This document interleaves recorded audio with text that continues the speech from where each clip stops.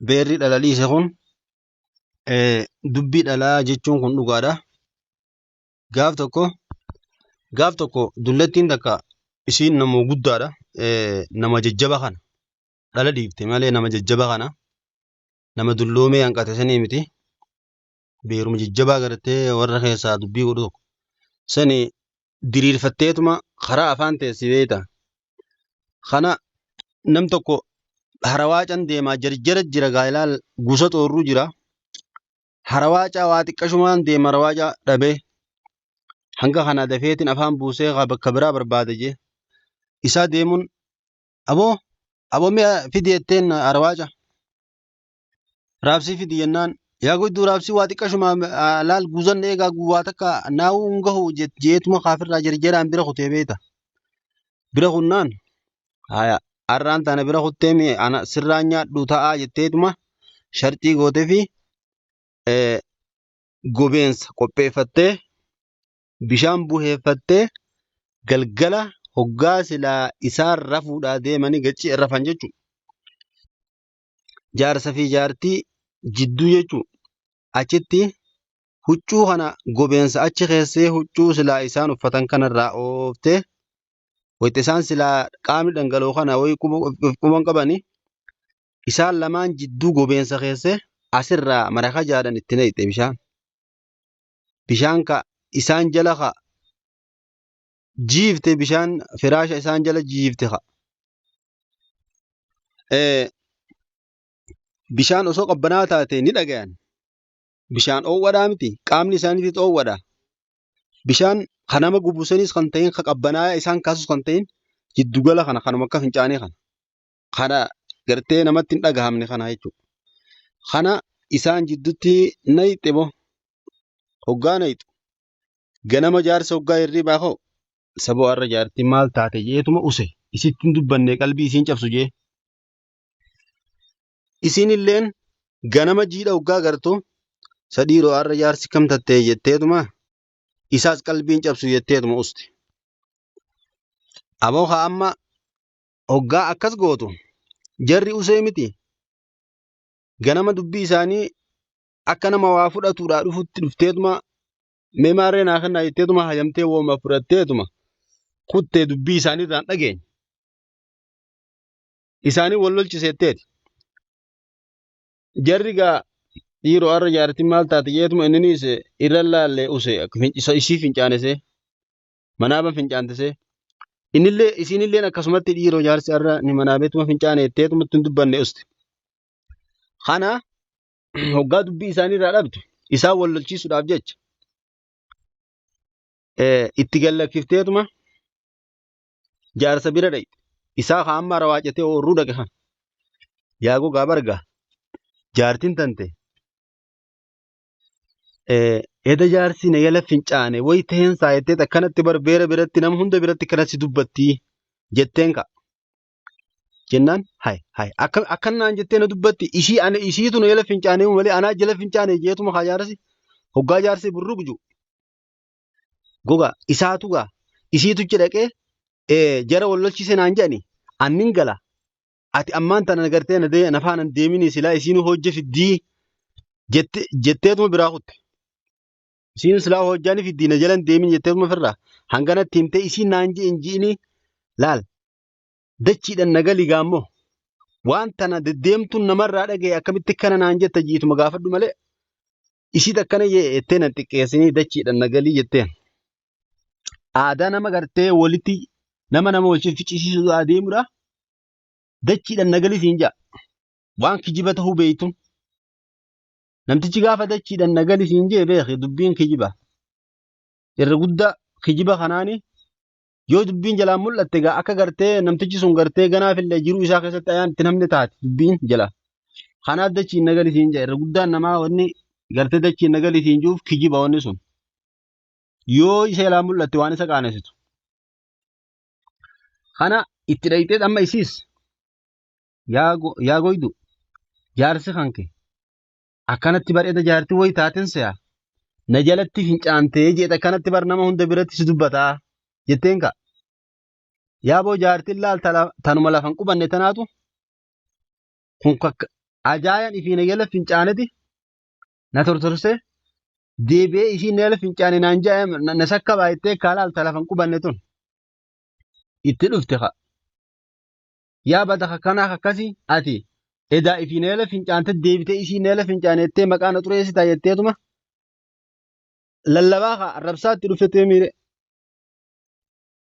ati anaas yala fincaane ati kabeera bira na dubbattuuf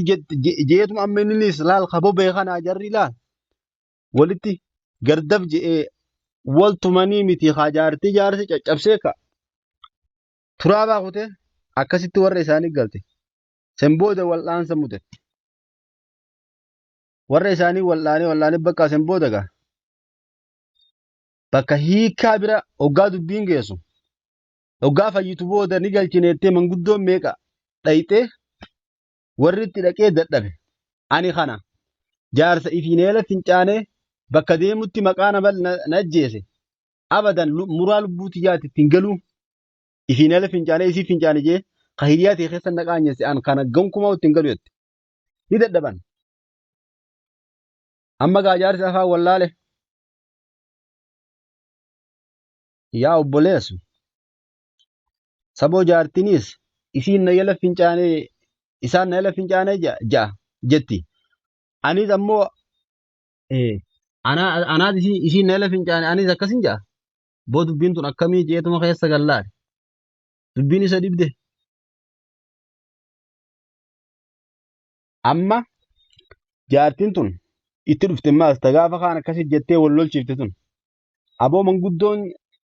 jaartiin hin fayyine hin galchitanii duuba jennaan banni dadhabamtee jetteen jeen inni ni dadhabamte ni dadhabnee jeen ati amma bakka eega dadhaban annin galcha raabsiinatti ni gootaa jetteen barcaanatti ni gootaa jetteen ishii galchiteet momo mee isuma san yoo dandeesse galchi barcaan alaali jeen akkasitti itti gallakkifte ka barga abaluu teenya gaafa san anaatu bargaa bishaan isin jidduun naqee akkasitti wal isin lolchiise malee jaarsa keettu bartee harawaaca na biraan dabre harawaaca kana sirraa nyaatuun oolu jeeni sharxadhee garaa keessatti akkasitti narraan tana siifin galcha harawaaca natti ni gootaa jeeni harawaaca sanii irraa nyaatudha jecha kana dalage egaa atis dachiidhan nagali isii takkana nu godhe jennaan hin jeeni egaa bakka egaa aayyoo abaluu dhufte isumaa jecha fixadhee ji'ituma na jala galii yaa ilmooti jetteeti kophaa baaftee akkasitti aaddii seensiftee edaa isaa miti akkana edaa isaa miti kawaan kana dalage edaan si jettee akkasitti isiinis gartee nama fira ishiiti isii akka gootu dhabdee haya jettee akkasitti galte jechuudha. Akkasitti dura buutee galchite. Anaa akkas hin godhe malee inni siyyalatti fincaanne atillee ni siyyalatti fincaanne anaatu inni barcaana dhoorgannaan barcaa sirraa nyaatuun oolu jeeni kas godhe har'a isa immoo siif hin galcha yoon isii sii galche barcaanitti natti ni harawaacaa jennaan eessitti ni harawaaca naan jee ani dharra dubbisanii irraa kafaladha ati amma akkasin naaquba qabaadhu na yala ka'ii jetteeni akkasitti bakka haaftee galchite akkasanii namni namarraa bu'aa buufadha jee nama jaarsaa jaartii wal ficcisiisu ganda wal ficcisiisu katana jidduudha gartee isaan jidduu bu'aa argatu wallaahi namni gartee rahima addaan kutu namni nama wal jaalatu garaa adda fageessu jannatan seenuu jee nabiin alayhi salaatu wassalaam horiin karaa kanaan argatulleen walaa taakulu amwaalakum beeynakum bilbaaxil horii hasan gartee jidduu hasanitti hin nyaatinaadha gujee rabbiin akkasitti dubbatu karaa dharaatiin amma kun gartaa jaartiin tun ammaan tana mucaa kanarraa liqiin qabdu yoo gartee wanni silaa inni deemuun kun ka isiin geenye taate siin gahu jee bira dabru mirga qaba waan isaati yoo dhorgatees sanii jettee gartee ganda akkasii wal ficcisiisuun isiin waan haraam dalaydu wanni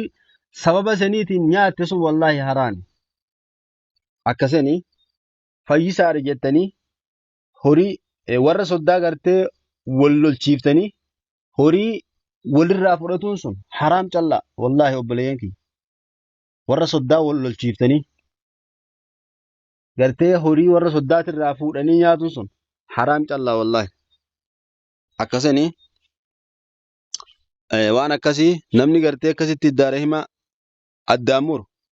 hagartee rabbiin gartee horii keessan karaa dharaatiin wal jidduutti nyaatinaa jiru karaa gartee addaan mala adda addaa baaftanii nama wal lolchiiftanii fayyisa jettanii horii namaa guddaa abbaan gartee fi biraa rakkatee hulee tanaan cufadha je'ee deemu gartee harkaa fuudhuun sun wallaahi gartee ati qopheeffatte duuba ibiddarraa jechuun obboleeyyiitiiti obboleessa kiyya warri haala kanaan nama gartee garaa damurtanii deebitanii horii namaa akkasis karaa kanaan saamtan ibiddaaf garuu gartee isin qopheeffattan jechuudha galaadha waan akkasii ka ifirraa of eegdan jechuu barbaadeeti. Assalaamu alaykum warahmatullahi wabarakatuh.